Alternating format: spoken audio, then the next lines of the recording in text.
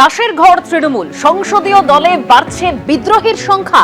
আজই লোকসভার অধ্যক্ষের কাছে যেতে পারেন তৃণমূলের বিদ্রোহী ব্লকের সাংসদরা। লোকসভার অধ্যক্ষ ওম বিড়লার কাছে 20 জন সাংসদের সই করা চিঠি জমা দিতে পারেন তৃণমূলের এই বিদ্রোহী ব্লক। 20 নম্বর আকবর রোডে অধ্যক্ষের বাড়িতে আসতে পারেন তৃণমূলের বিদ্রোহী সাংসদরা। অন্যদিকে ভূপেন্দ্র যাদবের বাড়িতে বৈঠক, অর্থাৎ একে একে বিদ্রোহী সাংসদরা তারা উপস্থিত হয়েছেন। সেই মুহূর্তের ছবি আপনাদের সামনে লিখেছি।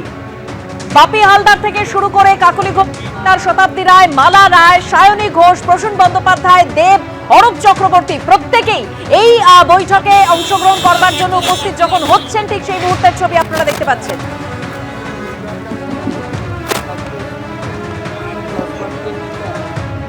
हमारा कोई डिमांड नहीं है। डिमांड क्या होगा? डिमांड देश का अच्छा करना, देश के लिए काम करना, वही है। যারা যারা এই পশ্চিম বাংলার বর্তমান পরিস্থিতি গত 4-5 বছর বিশেষ করে যে জায়গায় গিয়েছিল তার বিরুদ্ধে যারা মত দিচ্ছিলেন তাদের সঙ্গে কথাবার্তা হয়েছিল, এবং তার মধ্যে আরও আছে, ধরে নিন আরও 2-1 জন আসবেন। আমি যেটা 20 বলেছিলাম সেটা আসলে 22, সুতরাং আমাদের অপেক্ষা করতে হবে।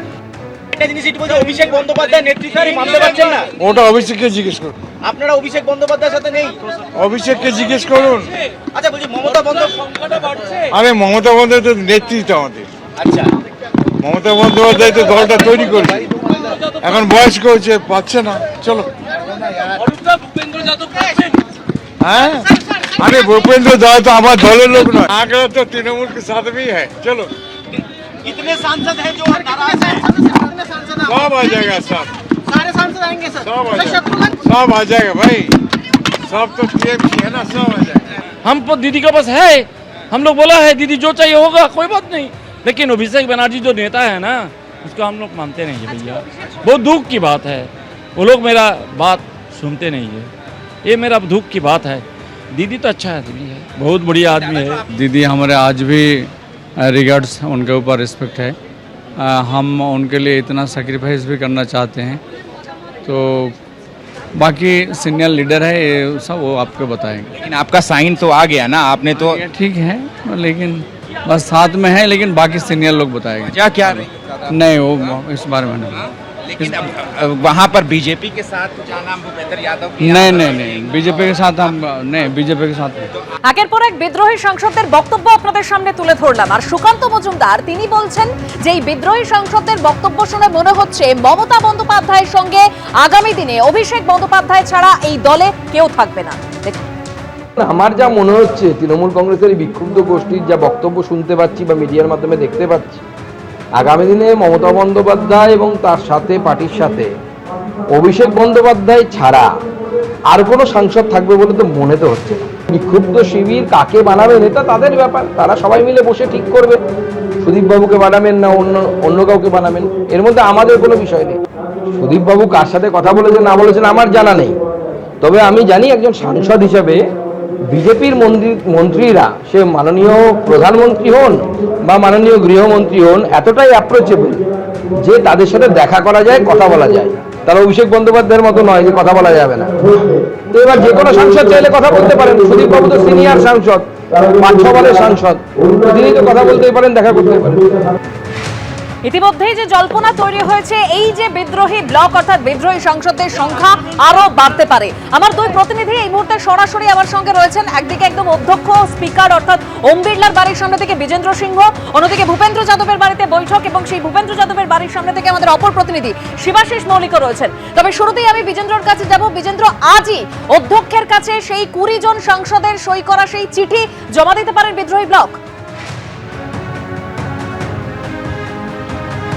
হ্যাঁ, সেটাই আজকে হতে পারে দেবস্মিতা, কেন কি তার কারণ রয়েছে। আজকে স্পিকার ওম বিড়লার আজকে যাওয়ার কথা ছিল বালিয়াতে, ইস্টার্ন ইউপিতে একটা তার প্রোগ্রাম ছিল, সেই প্রোগ্রাম তিনি আজকে ক্যান্সেল করেছেন। তিনি দিল্লিতেই রয়েছেন, তার বাসভবন 20 নম্বর আকবর রোড, যেখানে আমরা এই মুহূর্তে রয়েছি, সেখানে তিনি রয়েছেন। এবং যেটা একটা সূত্র আমাকে জানালো কি আজকে ভূপেন্দ্র যাদবের বাড়ি থেকে এই এমপিরা, বিদ্রোহীরা সেখান থেকে এসে এখানেই তারা চিঠি আজকে জমা দেবেন, এবং সেটার জন্য অপেক্ষা করছেন যখন সব এমপিরা সেখানে চলে আসবেন, তাদের একটা মিটিং হবে এবং তারপর তারা এখানে আসবেন এবং এসে স্পিকারের কাছে সেই দাবি পেশ করবেন কি লোকসভার মধ্যে অভিষেক বন্দ্যোপাধ্যায়কে তারা নেতা মানছেন না, তারা পৃথকভাবে বসতে চাইছেন, অন্য ব্লক তাদেরকে দেওয়া হোক, সিটিং অ্যারেঞ্জমেন্ট করা হোক, এবং এনডিএর পাশে তারা থাকবেন, সেটাও তারা স্পিকারকে জানাবেন। সশরীরে তারা হাজির হবেন এখানে, ফিজিক্যালি প্রেজেন্ট হয়ে তারা এই কথাগুলো ঠিক এ থেকে 1 কিলোমিটার দূরের মধ্যে আমরা দেখতে পাচ্ছি এই মুহূর্তে 9 নম্বর মতিলাল নেহরু মার্গে যখন এই বিদ্রোহী সাংসদরা এক এক করে জমা হচ্ছেন, সেখানে মিটিং স্টার্ট হয়েছে। অন্যদিকে স্পিকার অফিস যে রেসিডেন্স রয়েছে দিল্লিতে 20 নম্বর আকবর রোড, সেখানে প্রস্তুতি রয়েছে। দুদিকে দেখো প্রচুর মিডিয়া এখানে রয়েছে এবং যে গেটটা আমরা দেখি, যদি আমি জিতেন্দ্রকে বলবো গেটটা দেখাতে, দেখো এটাই হলো ইন গেট এবং এই গেট দিয়ে তারা যাবেন এবং আজকেই স্পিকারের কাছে গিয়ে তারা তাদের দাবি পেশ করবেন। যে বক্তব্য তাদের রয়েছে তারা স্পিকারের কাছে রাখবেন এবং যে 20 জন সাংসদ রয়েছেন তারা তো রয়েছেনই এবং যে সারপ্রাইজ কাকলি ঘোষ দস্তিদার দিয়েছেন কি হয়তো 2-1 বাড়তেও পারে, সেক্ষেত্রে সেটা কে রয়েছে সেটাও হয়তো জানা যাবে আজকে যখন এই সাংসদরা স্পিকারের কাছে আসবেন। আরও একটা সারপ্রাইজ ছিল কি আগামীকাল যাওয়ার কথা ছিল সংসদ ভবনে, তারা যাবেন 11:30টার পর স্পিকারের কাছে, কিন্তু সেটা চেঞ্জ হয়েছে। যেই আগামীকালের কথা ছিল সেটা আজকেই হতে চলেছে, যেটা সূত্র মারফত আমরা জানতে পারছি। এবং যে মিটিংটা আজকে রাত্রিরে ডাকা হয়েছিল সেই মিটিং রাত্রিরে হয়নি, এখন এই মুহূর্তে মিটিং হচ্ছে ভূপেন্দ্র যাদবের বাড়িতে 9 নম্বর মতিলাল নেহরু মার্গে এবং সেখান থেকে সাংসদরা আসবেন টিএমসির এই বিদ্রোহী ব্লক এবং তারা স্পিকারের কাছে দেখা করে তাদের দাবিগুলো আজকেই পেশ করতে পারেন, এই একটা সূত্র থেকে আমরা জানা যাচ্ছে। একেবারে বিচিত্র সঙ্গে থাকো, চমকের পর চমক কিন্তু দিল্লিতে এই মুহূর্তে বিক্ষুব্ধ সাংসদরা তারা বৈঠক করছেন এবং যেটা হওয়ার কথা ছিল আগামীকাল, সেই আগামীকালের বদলে আজই কিন্তু স্পিকারের কাছে তাদের যাওয়ার সম্ভাবনা রয়েছে। একই সঙ্গে তারা কিন্তু পৃথক ব্লক তৈরি করতে চাইছেন এবং স্পিকারের কাছে তাদের সই করা চিঠিও জমা দিতে পারেন, এরকম সম্ভাবনা জোরালো। सयोनी जी क्या कहेंगी? मैं बोल दूंगी जो कहना है मुझे। क्या कुछ कहना चाहती है, कुछ तो बताइए। कहना है जब बोलने का वक्त आएगा तब कह दे। सयोनी जी बागी विधायकों में शामिल हो गई। Sayoni on frame, Sayoni on frame. आप लोगों को क्या कुछ कहेंगी सयोनी जी? आप साथ छोड़ेंगी नहीं ये बोल रही थी, मैं चड्डा नहीं हूँ ये बोल रही थी। को जवाब नहीं दूंगी, मैं जवाब सिर्फ अपने क्षेत्र के लोगों को दूंगी। ये लोग आपकी बात सुन रहे हैं सयोनी जी, ये आवाज आपके लोगों तक पहुंच रही है, क्या कुछ आप बताएंगी? चड्डा भी पहुंचेगी, चड्डा नहीं हूँ चड्डी बन जाऊं ऐसी बात आप आगे भी पहुंचेगी, जवाब मिल जाएगा आपको। মালাদি, আপনি দক্ষিণ কলকাতার সাংসদ, কি বক্তব্য হঠাৎ এই ধরনের একটা? পরে বলবো, আমরা সব পরে বলবো। আজকে কোনো বৈঠক রয়েছে আপনাদের? হ্যাঁ 4টে পরে বলবো, সব একসঙ্গে বলবো। বিরোধী দলে কেন একসঙ্গে বলবো, সব একসঙ্গে বলবো। মমতা বন্দ্যোপাধ্যায়ের সঙ্গে কোনো কথা হয়েছে এর মধ্যে? দলের ভাঙনটা কি প্রত্যাশিত ছিল?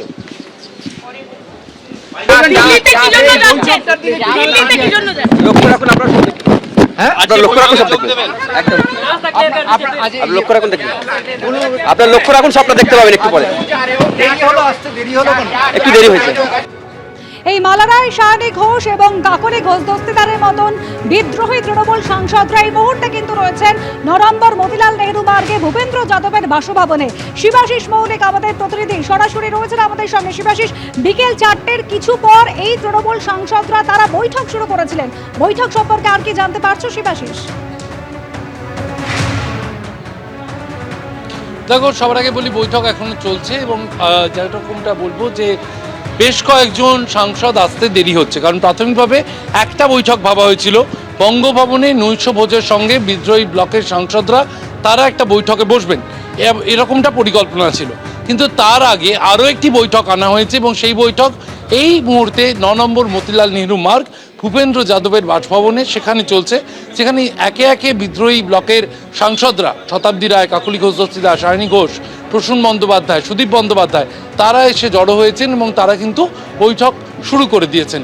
আর কিছুক্ষণ পরে যেরকমটা বৈঠক সূত্রে জানা যাচ্ছে, একটা বড় সিদ্ধান্ত নেওয়া হয়েছে আগামীকাল নয় আজই স্পিকার লোকসভার অধ্যক্ষ ওম বিড়লার কাছে তারা তাদের বক্তব্য তুলে ধরবেন। যে চিঠি তারা আগেই কার্যত বলেছেন যে এনডিএকে ইস্যুভিত্তিক সমর্থন এবং মূল বক্তব্য স্পিকারের কাছে তারা যেটা তুলে ধরবেন, তৃণমূল কংগ্রেসের থেকে সরিয়ে তৃণমূল কংগ্রেসের স্বতন্ত্র শাখা হিসেবে তাদেরকে যেন পৃথক একটা তাদের অস্তিত্ব লোকসভার মধ্যে নির্ধারণ করে দেন লোকসভার অধ্যক্ষ ওম বিড়লা। এই মর্মেই কিন্তু তারা চিঠি দিতে চলেছেন এবং বিষয়ভিত্তিক বা ইস্যুভিত্তিক তারা এনডিএকে সমর্থন করতে পারেন, এরকমটা ইঙ্গিত কিন্তু এর আগে আমরা কথা বলেছি যাদের সঙ্গে, জগদীশ চন্দ্র বর্মা বাসুনিয়া বা কাকলি ঘোষ দস্তিদার, তারা এই বক্তব্য কিন্তু তুলে ধরেছেন যে তারাই চিঠিতে সই করেছেন এবং সেই চিঠিতে তারা বক্তব্য মূলত তৃণমূল কংগ্রেসের থেকে তাদের অস্তিত্ব আলাদা করে ধরে রাখা বা অভিষেক বন্দ্যোপাধ্যায়ের নেতৃত্বে এখন হিসেব অনুযায়ী যে 8 জন সাংসদ রয়েছে তাদের থেকে কিছুটা সরে দাঁড়াতে চাইছেন এই অন্তত 20 জন। ওপাশে সংখ্যাটা 8 থেকে কমে 6 হতে পারে, এপাশে সংখ্যাটা 20 থেকে বেড়ে 22 হতে পারে, এমনটা ইঙ্গিত দিয়ে রেখেছেন কাকলি ঘোষ দস্তিদার। এই মুহূর্তে যে বৈঠক চলছে সেই বৈঠকে বেশ কয়েকজন বিদ্রোহী সাংসদ অনুপস্থিত আছেন। তাদের প্লেন আসতে দেরি হয়েছে এবং তারা কিন্তু দিল্লিতে অবতরণ করে সরাসরি স্পিকারের বাড়িতে ওম বিড়লার বাসভবনে পৌঁছে যেতে পারেন আবু তাহের খান বা খলিলুর রহমানের মতো বিদ্রোহী ব্লকের সাংসদরা। আপাতত তারা তাদের পৃথক একটা আইডেন্টিটি দেওয়া হোক সেটা চাইছেন। ভবিষ্যতে তারা ইস্যুভিত্তিক এনডিএকে সমর্থন করতে পারেন, এরকমটাই আজকের বৈঠক সূত্রে সিদ্ধান্ত নেওয়া হয়েছে। ধন্যবাদ শিবাশিস। এই বিরোধী ব্লকের বৈঠক এবং বিরোধী সাংসদদের সংখ্যা বেড়ে যাবে এরকমই একটা সম্ভাবনা তৈরি হচ্ছে। এ নিয়ে অগ্নিমিত্রা পাল কি বলেছেন শোনাবো। একটা অবাক লাগে যে এত বড় একটা পার্টি এবং যারা এত হুমড়ি করতো, এত হুমকি দিত আগের দিন অবধি, আজকে সেই অভিষেক ব্যানার্জি, সেই মমতা ব্যানার্জি, সেই পার্টি কোথায় গেল?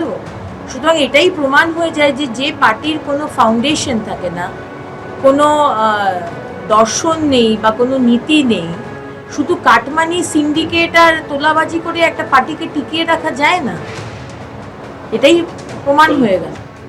একদিকে যেরকম দিল্লিতে আমাদের নজর রয়েছে সেরকমই কলকাতায় অর্থাৎ ভবানী ভবনের দিকে নজর রয়েছে, কারণ বিধায়কদের সইজাল কাণ্ডে আজকে অভিষেক বন্দ্যোপাধ্যায় তিনি দ্বিতীয়বার হাজিরা দিয়েছেন। 5 ঘন্টারও বেশি সময় ধরে তাকে জিজ্ঞাসাবাদ পর্ব চলছে। অন্যদিকে দুপুর 3:30টার সময় এই একই বিষয়ে কিন্তু কুণাল ঘোষও আজকে ভবানী ভবনে হাজিরা দিয়েছেন। অভিষেক বন্দ্যোপাধ্যায়কে যেরকম বলছিলাম জিজ্ঞাসাবাদ পর্ব চলছে 5 ঘন্টারও বেশি সময় ধরে।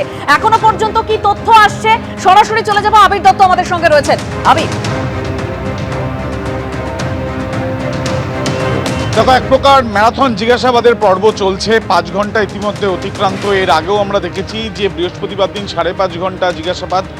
এখন এই যে আজকে অভিষেক বন্দ্যোপাধ্যায় এসে পৌঁছেছিলেন এবং তারপর থেকে যে জিজ্ঞাসাবাদের পর্ব চলছে সেটা একইভাবে চলছে সমান্তরালভাবে। কুণাল ঘোষ তৃণমূল কংগ্রেসের বিধায়ক, তিনি যখন আসেন তারপর থেকে তাকেও জিজ্ঞাসাবাদের প্রক্রিয়া চালানো হচ্ছে। রেজলিউশন বুক সংক্রান্ত এই যে তথ্য জানার যে প্রক্রিয়া বা যে চেষ্টা সিআইডি তরফ থেকে করা হচ্ছে, সেই জিজ্ঞাসাবাদের প্রক্রিয়া এখনো পর্যন্ত চলছে। এখন দেখার বিষয়ে যে গত বৃহস্পতিবারের মতন আজকেও জিজ্ঞাসাবাদের পর অভিষেক বন্দ্যোপাধ্যায়ের কাছ থেকে যে বিষয়টি তারা জানতে চাইছেন তাতে সন্তুষ্ট হচ্ছে কিনা সিআইডি, এবং যে বিধায়করা জানিয়েছিলেন যে তারা সই করেননি কিন্তু তাদের যে ব্লক লেটারে বেশ কিছু নাম সই করা দেখা যাচ্ছে, সেই ক্ষেত্রে সই কারা করেছে এবং সেই ক্ষেত্রে কারা উপস্থিত ছিল এই সংক্রান্ত তথ্যগুলো সিআইডি এখন পায় কিনা সেটাই জানা যাবে কিছুক্ষণ পরে, বা সিআইডি তরফ থেকে সেই বিষয়টা তারা আদালতের কাছেও জানাতে পারেন।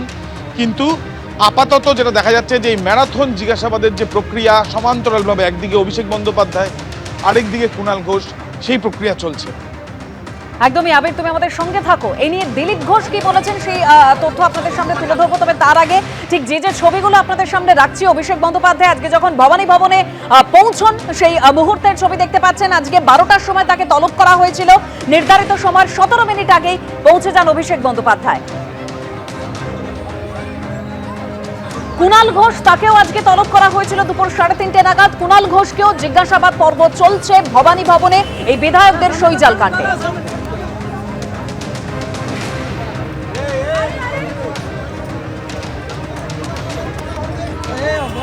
অভিষেক বন্দ্যোপাধ্যায়কে জিজ্ঞাসাবাদ পর্ব চলছে, 5 ঘন্টা সময় পেরিয়ে গিয়েছে। এখন অভিষেক বন্দ্যোপাধ্যায় ভবানী ভবনে রয়েছেন। দিলীপ ঘোষ নিয়ে কি বলেছেন? অভিষেককে জিজ্ঞাসাবাদ চলছে সেই সিল জালিয়াতি ঘটনা, আরো অনেকে জিজ্ঞাসাবাদ হবে, সবে শুরু হয়েছে। বহু লোক আছেন এরকম, তাদেরও সময় আসছে, যে যা করেছে তা ভুগতে হবে। ব্যারাকপুর পুরসভার 18 নম্বর ওয়ার্ডের তৃণমূল কাউন্সিলরকে লক্ষ্য করে ছোড়া হলো ডিম।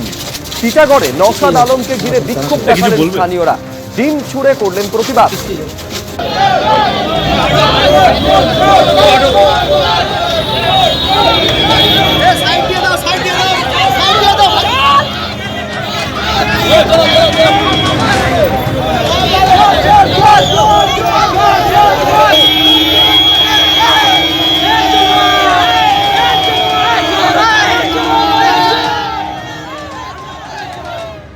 মাছ ধরতে এসে পুকুর থেকে উদ্ধার হলো আগ্নেয়াস্ত্র। হাবড়ায় মাছ ধরতে এসে পুকুর থেকে মিলল আগ্নেয়াস্ত্র। মাছ ধরতে গিয়ে জেলেদের জালে উঠে এলো ব্যাগ, আর ব্যাগ খুলতেই মিলল একাধিক আগ্নেয়াস্ত্র। কোথা থেকে এলো এই আগ্নেয়াস্ত্র খতিয়ে দেখছে পুলিশ।